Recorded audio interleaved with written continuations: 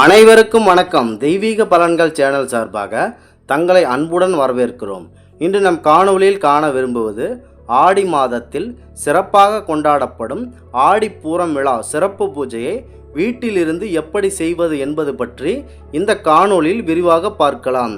வாருங்கள் காணொளிக்கு செல்லலாம். மறக்காமல் ஒரு சப்ஸ்கிரைப் செய்யவும். பொதுவாக ஆடிப்பூரம் பண்டிகை இந்த வருடம் ஆகஸ்ட் மாதம் 7ஆம் தேதி மிக சிறப்பாக கொண்டாட இருக்கிறது. இதற்கான நட்சத்திரம் ஆகஸ்ட் 6ஆம் தேதி மாலை 6:42 மணிக்கு தொடங்குகிறது. ஆகஸ்ட் 7ஆம் தேதி இரவு 9 மணி 3 நிமிடத்திற்கு இந்த நட்சத்திரம் உள்ளது. ஆனால் ஒவ்வொரு வருடமும் சூரிய உதயத்தை கணக்கிட்டு பண்டிகை கொண்டாடப்படும் என்பதால் ஆகஸ்ட் 7ஆம் தேதி ஆடிப்பூரமாக கொண்டாடப்படுகிறது. இந்த ஆடிப்பூரம் பண்டிகை கொண்டாடுவதற்கு முக்கிய காரணம் நம் வீட்டில் திருமண தடைகள் நீங்க மற்றும் குழந்தை பாக்கியம் எளிதில் கிடைக்க, நீண்ட நாள் சுமங்கலியாக வாழ போன்ற அனைத்தும் எளிதில் கிடைக்க ஆண்டாள் அம்மாள் அவர்களை நாம் வீட்டிற்கு வர வைப்பது ஆகும். சரி, வீட்டிலேயே இந்த பூஜை செய்வது எப்படி என்று பார்ப்போம். இந்த ஆடி மாதம் ஆனது அம்மனுக்குரிய மிக சிறந்த மாதமாகும். காலையில் எழுந்ததும் குடும்பத்தினர் அனைவரும் புனிதமாக நீராடி பூஜை அறையை அனைவரும் சுத்தம் செய்ய வேண்டும். உங்கள் பூஜை அறையில் கிழக்கு பகுதியில் ஆண்டாள் அம்மாள் அவர்களின் திருவுருவப் படம் இருந்தாலும் சரி, ஏதாவது ஒரு அம்மன் அவர்களின் திருவுருவப் படம் இருந்தாலும் சரி, அதனை கிழக்கு முகமாக நோக்கி வைத்து கொள்ளுங்கள். அதன் பிறகு உங்களுடைய வீட்டு வாசலில் பெரிய அளவிலான மாவிளை தோரணம் ஒன்று கட்ட வேண்டும். அதன் பின்பு ஒரு சின்னஞ்சிறிய ஒரு மிகச்சிறிய தட்டில் தாளம்பூ அல்லது ஒரு கைப்பிடி அளவு குங்குமம் எடுத்து அதனில் வைக்க வேண்டும்.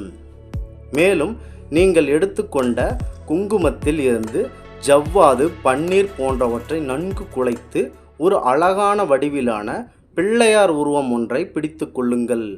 நீங்கள் முன்பு எடுத்து வைக்கப்பட்டிருந்த தட்டின் முன்பக்கத்தில் அழுகாத காயாத பச்சையாக இருக்கின்ற 3 எலுமிச்சம்பழங்களை எடுத்து வைக்க வேண்டும்.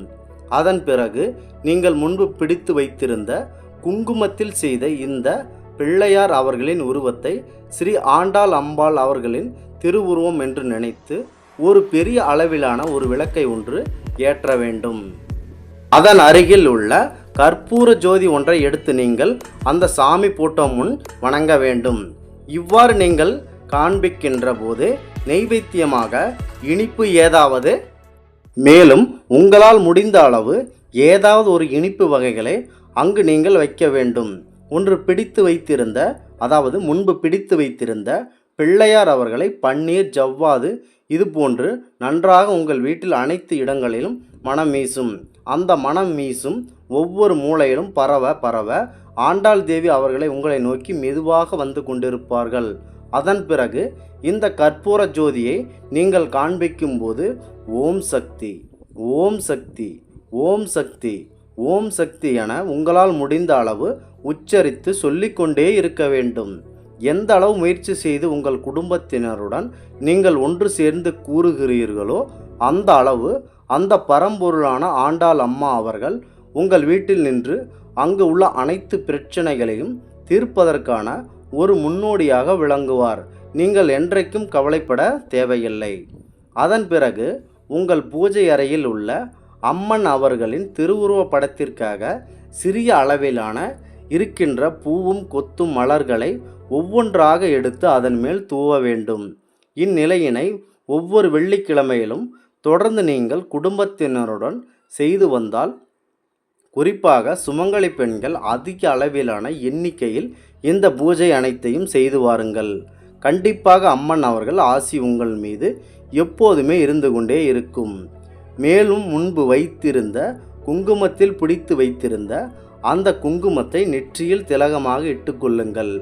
அனைவரின் நெற்றியிலும் நீங்கள் இட வேண்டும். அதன் பிறகு நீங்கள் பிடித்து வைத்திருந்த பிள்ளையார் அவர்களை அருகில் ஏதாவது ஒரு நீர்நிலை ஒன்று இருந்தால் அதனை கொண்டு போய் அந்த இடத்தில் மெதுவாக கரைத்துவிட்டு அங்கே கீழே 3 முறை எழுந்து கும்பிடும்படி செய்ய வேண்டும்.